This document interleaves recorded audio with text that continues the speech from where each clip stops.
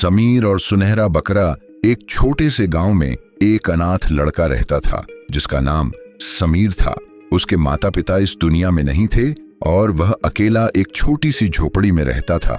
उसके कपड़े पुराने और फटे हुए थे और अक्सर उसका पेट खाली रहता था, लेकिन उसके दिल में प्यार और सहानुभूति की रोशनी चमकती थी।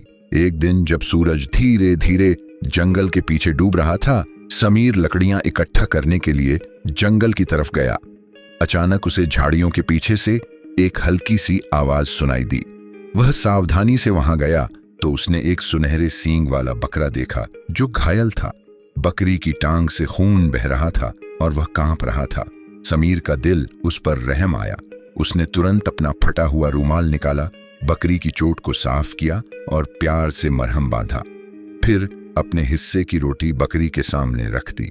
बकरा चुपचाप उसकी तरफ देख रहा था, जैसे उसकी दिल की बात समझ रहा हो। कई दिनों तक बकरा रोज समीर के पास आता और दोनों के बीच एक खूबसूरत दोस्ती हो गई। समीर उसका ख्याल रखता, उसे खिलाता और जब भी बकरी को कोई तकलीफ होती वह उसकी देखभाल करता। गांव वाले कहते थे कि यह बकरा जादुई है, जो उससे खजाना मांगता है उसे दौलत मिलती है। लेकिन समीर ने कभी बकरी से कुछ नहीं मांगा। वह बस उसकी दोस्ती और प्यार का जवाब देता रहा। एक रात जब चांदनी पूरी तरह आसमान पर चमक रही थी, बकरा अचानक बोल पड़ा, समीर, मैं कोई आम बकरा नहीं हूं। मैं जादुई दुनिया का रक्षक हूं जो नेक दिल इंसानों को आजमाने आया हूं। तुमने दौलत नहीं मांगी बल्कि नेक दिल होकर प्यार दिया, इसलिए तुम पास हो गए हो। बकरी ने अपनी गर्दन से एक छोटा सा जादुई थैला उतारा और समीर को दिया।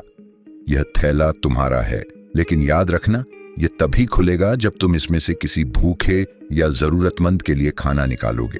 अगली सुबह बकरा गायब था और जहां वह बैठा करता था वहां जमीन पर एक चमकती हुई लकीर में शब्द लिखे थे, असल खजाना तुम्हारी नेक नियति, सहानुभूति और वफादारी है।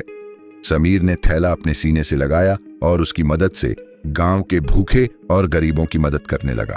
अब वह खुद भूखा नहीं रहता बल्कि सबका सहारा बन गया।